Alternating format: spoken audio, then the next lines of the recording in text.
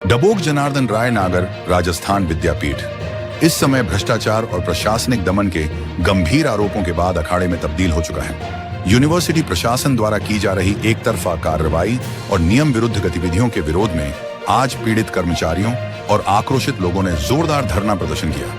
प्रदर्शनकारियों ने विश्वविद्यालय के आला अधिकारियों पर व्यास एकेडमी जैसी बाहरी एजेंसियों के साथ मिलकर परीक्षाओं में धांधली करने और योग्य कर्मियों को दुर्भावनापूर्वक नौकरी से निकालने का आरोप लगाया है। धरने पर बैठे लोगों का कहना है कि राजस्थान संपर्क पोर्टल पर की गई शिकायतों को स्थानीय पुलिस ने मिलीभगत कर दबा दिया है, इसलिए अब वे आर पार की लड़ाई के लिए मजबूर हैं। आंदोलनकारियों ने माननीय विधायक उदयलाल डांगी के माध्यम से मुख्यमंत्री से इस पूरे शैक्षणिक रैकेट की उच्च स्तरीय एसओजी जांच कराने की गुहार लगाई है। आइए देखते हैं डब्बोक से हमारे संवाददाता गजराज सिंह की ग्राउंड रिपोर्ट। आखिर क्या है पूरा मामला और क्यों यहाँ लोगों का गुस्सा फूट पड़ा है। तो अभी हम मौजूद है उदयपुर के डबोक क्षेत्र में जनता जनार्दन कॉलेज में, जहाँ पे 2-4 दिनों से धरना प्रदर्शन चल रहा है। तो पूरी मामले की जांच करते हैं, क्यों धरना प्रदर्शन कर रहे हैं, क्या बेस है इनका। चलो आइए जानते हैं। तो आप मेरे को पूरी जांच पूरा बताएं, क्या चल रहा है, क्या नहीं चल रहा है। ये राजस्थान विद्यापीठ कुल कर्मचारी संघ का मैं अध्यक्ष हूँ जी। और विगत 3 दिनों से मैं धरने पे बैठे हैं जी। कुछ कार्यकर्ताओं की मांगों को लेकर ये धरना चल रहा है। कार्यकर्ताओं की मांगे मतलब एक तो प्रशासन को लेकर है। उन्होंने क्या हुआ, बहुत सारे कॉन्स्टिट्यूशन में चेंज किया। अभी 2 दिन पहले इन्होंने क्या हुआ, चांसलर ने वाइस चांसलर की नियुक्ति की। हम उस पत्र की मांग करें भी वो पत्र में दिया जाए। और इन्होंने जो भ्रष्टाचार किया है उस भ्रष्टाचार को उजागर करने के लिए हम एसओजी की मांग कर रहे हैं। हम ये चाहते हैं कि विद्यापीठ में सैकड़ों कार्यकर्ता जो भी काम कर रहे हैं वर्तमान में, उनकी रोजी रोटी अच्छी ढंग से चले और जितने भी मतलब गलत तरीके से जो अवैध काम हो रहे उन पर रोक लगे। अच्छा, तो किस में क्या बेस है इनका। अभी जो आपने नाम लिख रखा है, क्या नाम है। भंवर गुजर विगत 14 साल से मतलब 2012 से आज तक कुल प्रमुख के पद पे बैठा हुआ है। कुल सचिव भी उनका है। और दूसरा क्या हुआ, उनके चांसलर जो भी थोड़े दिन पहले उन्होंने कार्यवाहक चांसलर बना रखा है। वाइस चांसलर की नियुक्ति चांसलर महोदय करते हैं। सब कुछ उनके हाथ में, मतलब उनका संगठन सचिव है, उनका बेटा भंवर जी गुजर का है। इनकी जो एक रेगुलर जो पोस्ट रहती है, कितने साल के इनके वो है। पहले कोई ऐसा नहीं, पहले क्या 70 साल था जैसे कार्यकाल है। पहले इसका चांसलर था भवानी शंकर जी गर्ग थे। उनका 70 साल की उम्र में उनको हटा दिया गया। एक आधार बनाया था कि 70 साल के बाद आप नहीं रह सकते हो। तो भंवर जी गुजर अभी 70 प्लस है, आप किस आधार पे आप बैठे हो। कॉन्स्टिट्यूशन किसने चेंज किया, भंवर जी गुजर ने किया ना। अच्छा, तो उनकी मनमर्जी चल रही है। हम ये चाहते हैं बिल्कुल इन चीजों का निराकरण हो और सिस्टमेटिक संस्था चले। हम संस्था के खिलाफ नहीं है, ये हमारे खिलाफ मतलब बहुत सारे करें आप संस्था विरोधी हो, संस्था के खिलाफ है। मेरे साथ बहुत सारे साथी खड़े हैं। हम संस्था विरोधी नहीं, हम लेकिन जो गलत हो रहा है उसका विरोध करेंगे बस। और कोई मांग आपकी हो। हमारी मांग ये है कि सबसे पहले तो विद्यापीठ बचनी चाहिए। जो लोग लुटेरे हैं वो बाहर जाएं और संस्था बचाए। वाइस चांसलर का कार्यकाल समय सीमा होती है। वाइस चांसलर 14 साल से बने हुए हैं और फिर 1 साल और बढ़ा दिया है, जबकि यूजीसी नियमानुसार 14 साल का नहीं है, 5+1 ही रह सकता है। किसी भी वाइस चांसलर के लिए एक सीमाएं होती है। किसी भी यूनिवर्सिटी में 3-3, 4-4 बार कोई वाइस चांसलर नहीं बनता है। वाइस चांसलर एक ही बार, 1 टर्म होती है, 2 टर्म होती है। ये 14 साल से बने हुए हैं, इनको कम से कम शर्म आनी चाहिए। ये खुद अपने आप को चले जाना चाहिए। तो इस पे मतलब ये इनका कोई और इन्होंने अपने परिवार के, वाइस चांसलर ने भी अपने पूरे परिवार को यहाँ विद्यापीठ में भर लिया है, जबकि और चांसलर ने भी अपने पूरे परिवार को भर लिया है। जबकि हमारे जो इसके संस्थापक थे मनीषी पंडित जनार्दन राय नागर, उन्होंने इस संस्था को बनाने के साथ ही उनके परिवार के किसी सदस्य को यहाँ नहीं रखा। और उनकी सोच थी कि मैं विद्यापीठ में अगर मेरे परिवार को रखूंगा तो वो कब्जा कर लेगा, और उन्होंने नहीं रखा। जबकि इन्होंने अपने परिवार को, यहाँ पूरे परिवार को सेट किया ताकि ये इस विद्यापीठ पे कब्जा कर ले। और इनका मानस यही है कि धीरे धीरे इस विद्यापीठ को ख़त्म कर दें और प्राइवेट कर दें। जबकि विद्यापीठ प्राइवेट नहीं है, कार्यकर्ताओं की संस्था है, किसी का पैसा लगा हुआ नहीं है, कोई निजी मालिक नहीं है, मालिकाना हक नहीं है इसका। हम चाहते हैं कि ये कार्यकर्ताओं की संस्था है और कार्यकर्ताओं की रहे, और कार्यकर्ताओं का संपूर्ण विकास हो, सामाजिक, पारिवारिक, और आगे चल के उनको आर्थिक रूप से संबल मिले। और जैसे कि आपने वो 40 सीटें वाला बताया था, 40 सीटों के बाद जो एक्स्ट्रा 20 सीटें जो उन्होंने एमपीटी जी। एमपीटी एक कोर्स चलता है हमारे श्रमजीवी एमपीएड एक कोर्स चलता है हमारे यहाँ जी। श्रमजीवी कॉलेज में, और उसमें एक्चुअल में यूजी मान्यता 40 सीट की है, जबकि यहाँ 50 से 60 बच्चों को कोर्स कराया जाता है, जबकि फर्जी है 40 से ऊपर जितने भी बच्चों का कोर्स होता है, जी। जो बच्चे बेचारे एडमिशन लेते हैं उनको पता नहीं होता है जी। और एडमिशन ले लेते हैं और ये डिग्री बांट देते हैं, जबकि 40 लोगों को ही मान्यता है, 40 से ऊपर को मान्यता नहीं है। जब ये गवर्नमेंट में जाएंगे तो 40 लोगों को सर्विस मिलेगी और 20 या 10 जो भी लोग हैं उनकी डिग्री रद्द हो जाएगी और उनका भविष्य खराब हो जाएगा। उसके लिए जिम्मेदार प्रशासन है और फर्जी तरीके से पैसे लेते हैं, ज्यादा पैसे लेके वो पैसे अपने पास रखते हैं, पता नहीं कहाँ यूज करते हैं, ये जाने। जी, मतलब भ्रष्टाचार चल रहा है पूरा भ्रष्टाचार है जी। और कुछ कहना चाहेंगे सर? बस हम यही करना चाहते हैं। अभी क्या हुआ, ये कुछ दिन पहले रजिस्ट्रार महोदय ने लिख के दिया था कि भाई राजस्थान विद्यापीठ यूनियन नहीं है, सामाजिक प्रशासन लागू है। मैं ये पूछना चाहता हूँ उनसे, इतने साल सामाजिक प्रशासन कहाँ गया था? मैं 2014 से इलेक्टेड हूँ, I am not selected, I am elected. तो फिर इन्होंने क्या हुआ था, सामाजिक प्रशासन अभी 2-4 महीनों से इन्होंने एक कर रखा है हमारा सामाजिक प्रशासन।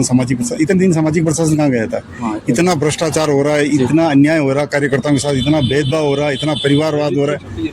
तो फिर ऐसा ये करने के लिए ये सब भ्रष्टाचार तो वो करें ना, हम तो कुछ कर ही नहीं रहे। हम तो हमारी सिस्टमेटिक जो भी मांगे हैं। तो आपसे कब से मतलब आप इनके लिए ऑब्जेक्शन उठा रहे हो, कब से चल रहा है? 2 तारीख से। उससे पहले भी उससे पहले से भी हमने जी चांसलर महोदय को लिखित में दिया था कि आपने वाइस चांसलर की नियुक्ति करनी है जी। तो सबसे पहले हमें कार्यकर्ताओं को बताया जाए किस प्रोसीजर के आधार पर आप नियुक्ति कर रहे हो। हमारे कुछ बताया ही नहीं और मनमर्जी तरीके से कर दिया, उनका चयन कर दिया। किसी से कोई मीटिंग नहीं करना, कोई मीटिंग नहीं की, ना कोई प्रोसीजर बताया हमें, ना उसका क्या एक नियम होता है। कोई भी चांसलर अगर वाइस चांसलर की, उससे पहले उसमें क्या होता है, सबसे पहले सर्च कमेटी बनती है, उसमें भी 3 मेंबर होते हैं। फिर उसमें क्या हुआ, जितने भी लोग 2-5 आदमी 10 आदमी जो भी अप्लाई करते हैं, जो उस पोस्ट के लायक हो, तो उन सब का क्या होता है, फिर वो वाइवा होता है। और वाइवा होने के बाद एक कोई इन्होंने की नहीं ना, तो कोई विज्ञप्ति निकाली है, मर्जी से इनका काम कर रहे हैं। ये पर्सनली जो भी है खुद इनकी मन मर्जी से कर रहा है, संविधान मन मर्जी से चला। हम तो यही चाहते हैं विद्यापीठ में जन्नू भाई का बाप बेटा दोनों मिलके कर लेते हैं। विद्यापीठ में जन्नू भाई का कोई राय नहीं, वो कोई राय नहीं है, उनकी मन मर्जी चल रही, तानाशाही चल रही, फुल तानाशाही। सीनियर और जूनियर को सीनियर सीनियरिटी खत्म कर दी, सीनियरिटी बिल्कुल खत्म कर दी। तो किसी को संवाद नहीं, कुछ नहीं, डायरेक्ट जो भी है जो धन्यवाद उनके हाथ में जो भी करना है। किसी को केस उड़ाना है तो भी वो अपने आप में उड़ा। तो आपकी मुख्य मांग ही इनको हटाना है। अभी हम और गुजर हटाओ, विद्यापीठ बचाओ, साफ लिखा हुआ है, देख लो जी। बस जो आपका जो मुख्य जो है ये एक इनको हटवाना है। अभी हम बाइट दे रहे जी। हैं तो भी हमारे को ये कल को डराएंगे, तुम्हारी नौकरी खा जाएंगे, तुमने वहाँ बाइट कैसे दी, क्या किया, क्या ऐसा है, हमारे को नोटिस मिल जाएगा। तो प्रशासन आपके साथ है या नहीं है? प्रशासन नहीं है ना, प्रशासन नहीं है ना, प्रशासन हमारे साथ नहीं है ना, प्रशासन के विरुद्ध हम चल रहे हैं ना। प्रशासन गलत कर रहा है तो हम प्रशासन के विरुद्ध आवाज उठा रहे हैं जी। प्रशासन देख लो, हमारी मांगे नहीं मानी जाएगी, धरना जारी रहेगा। सोमवार से धरना मतलब उग्र आंदोलन और तेज करेंगे, और हमारा संविधान की कॉपी चाहिए।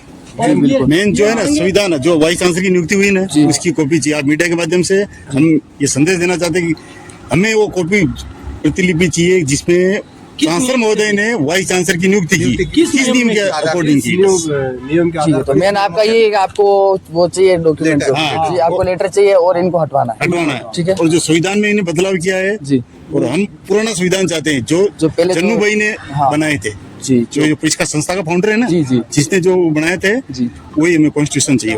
कुछ कार्यकर्ता की मांगे है, ये भी पूरी करनी है जी। कार्यकर्ता की मांगे ये लिखी हुई है, प्रमोशन डीए ये तो जो रूटीन की मांगे हैं पूरा है जी। आपकी ये मांगे हैं ये पूरी करवाने बस जी। जो भी अधूरी मांगे इनको पूरा किया जाए बस। ठीक है, धन्यवाद। इस मामले में आप पूरे मामले में आप क्या कहना चाह रहे हैं? मैं डॉक्टर दिलीप सिंह चौहान जी, सहायक आचार्य पद पर हूँ जी, झारखंड राजस्थान विद्यापीठ के साहित्य विभाग में। पिछले करीब 5-10 साल से विद्यापीठ के अंदर बहुत ही अनियमितताएं चल रही है, लेकिन पिछले 1 वर्ष से तो जो मैं संज्ञान में आया, बहुत ही सोचने की बात है। मैं बताना चाहता हूँ आपको कि पिछले साल की बात है ये, जुलाई की शायद 5 जुलाई की, मेरे पास एक छात्र का फ़ोन आता है कि सर कल युवा के एग्ज़ाम में तो एग्ज़ाम किस जगह होंगे, तो मैंने कहा भैया एग्ज़ाम तो 25 जून में ख़त्म हो गए, आपके कौन से एग्ज़ाम है? नहीं सर मेरा एडमिशन है। कब लिया एडमिशन? कि सर एडमिशन है मेरा, और मैं जो टाइम टेबल भेजो, उसने टाइम टेबल भेजा। तो मैंने कहा वाकई सही बोला बच्चा। मैंने एग्जाम से कंट्रोलर पारस जैन को फ़ोन किया कि डॉक्टर पारस जी कल कौन सा एग्ज़ाम है? पहले तो उसने आना खाने की, मैंने कहा फिर टाइम टेबल भेजूँगा, क्योंकि आप इससे बात कर लो, ये अपने एडमिशन और किए। मैंने कहा जब यार एग्ज़ाम हो गए, डबोक में हो गए, पतालों में हो गए, अपने समझी हो गए, तो योग डिपार्टमेंट नहीं चलता है। फिर भी इन्होंने वत्स अकेडमी को एडमिशन दिए बाहर नियम विरुद्ध, उससे एडमिशन कराया। उससे इस बात को लेकर प्रशासन में से बहुत नाराज़ हुआ। फिर मुझे पता चला कि एमपेड कोर्स चलता है हमारे यहाँ, उसमें 40 सीटें गवर्नमेंट एनसीटी से मान्यता प्राप्त है। पिछले 5-10 सालों में 10-10 एडमिशन, किसी 5 हर साल ज़्यादा कर दिए, एक्स्ट्रा कर दिए। हाँ एक्स्ट्रा कर दिए, जो इन्होंने डोनेशन लेके। उसकी शिकायत जब मैंने की तो भी गए 14 मई को इनको वहाँ से नोटिस जारी हो गया रजिस्ट्रार को, जो तरुण श्रीमाली को, भवानीपाल जी को जो HOD है, और राजस्थान सरकार के उच्च शिक्षा के डायरेक्टर गवर्नमेंट, कि आप 5 साल का सारा रिकॉर्ड मुझे भेजो। ये हुआ। और इसके अलावा बताऊँ आपको कि मुझे सितंबर में मैं ट्रांसफ़र हो गया संजय कॉलेज से, और मुझे TD भेज दिया जहाँ मेरा कोई काम नहीं था, कि मेरे को ऐसा करने के लिए कि ताकि ये शिकायतें नहीं करे। फिर भी मैंने इनसे कहा कि जो गलत है उसका विरोध करूँगा। फिर उन्होंने मुझे 15 अप्रैल को चार्जशीट दी कि आप ये आपके आरोप है, सब झूठे आरोप लगाए। किसी चिराग चौधरी ने कहा पिछले 1.5 साल पहले उससे शिकायत करी मेरी कलेक्टर को, उसको आधार बना के मेरे को चार्जशीट दी। फिर चिराग से मिला, चिराग का मैं तो आपको जानते ही नहीं हो, मैंने शिकायत नहीं की, ये मैंने तो सब जगह जिस शिकायत पे मैंने चार्जशीट दी उस आदमी ने मना कर दिया। फिर मैंने जवाब दिया इनको, ये जवाब दिया मुझे चार्जशीट का 15 दिन के अंदर जवाब दो। 15 दिन ही दिए, 19 तारीख को मुझे सस्पेंड कर दिया।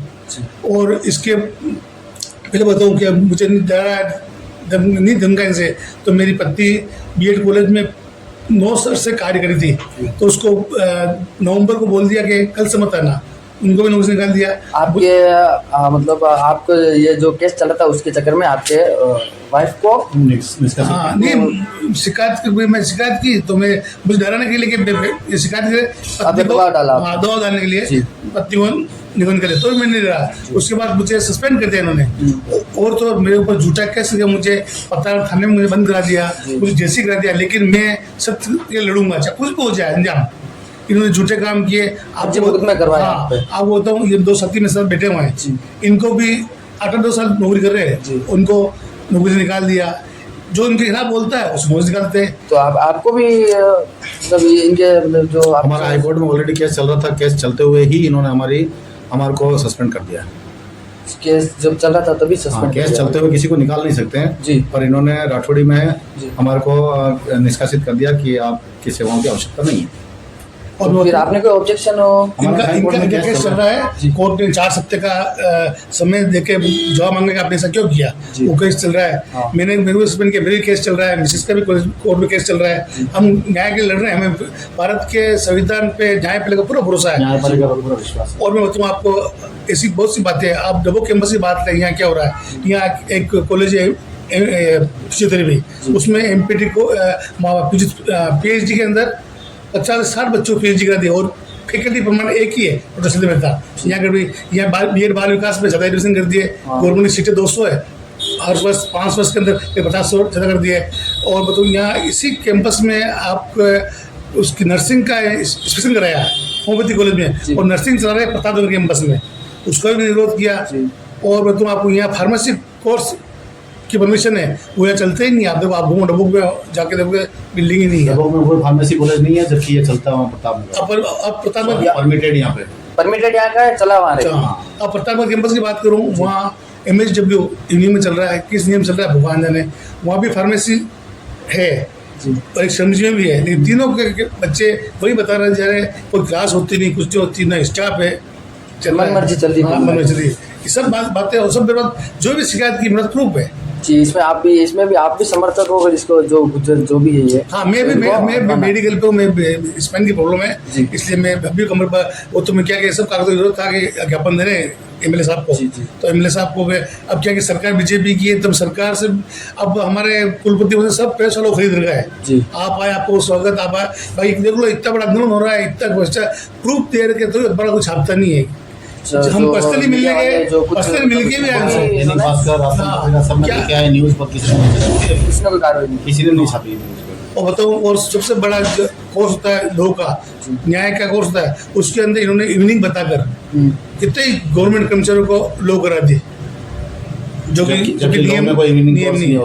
वहाँ एमपीडी चला रहे हैं जो नियम विरुद्ध है इवनिंग में, इसमें बहुत से कोर्स है। और बताऊँ तो वाइस चांसलर के परिवार कम से 20 जने इस में नौकरी करे होंगे, वो अभी आए 2-3 साल सब परमानेंट हो गए। दूसरे लोग कार्यकर्ता 12-15 साल नौकरी कर रहे हैं, न तो ऑर्डर है किसी के पास।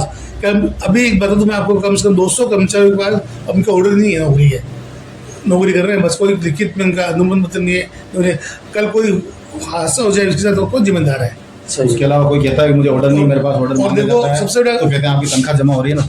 अच्छा, कुल प्रमुख भी भंवर जी, चांसलर भी भंवर जी, उनके बेटे को संगठन है, उनके बेटे अगर एक पेज लिख देना, मैं भैया सच बोल रहा हूँ आपको, आप इसको बिल्कुल बताना, उसको एक पेज लिखना नहीं आता है। और संगठन सचिव पद जो हमारी पेंडल बॉडी है जिसके अंदर वो समझ लो कि मेन वही है, उसका इतना वो सक्षम नहीं है कि वो एक पेज भी खुद लिख सके। और उसको दो, उसका बोलो, आप इंटरव्यू लेना जाके आप उसको बोलना, पे लिख भी बोलता हूँ, वो इतनी बड़ी परिवार में ही।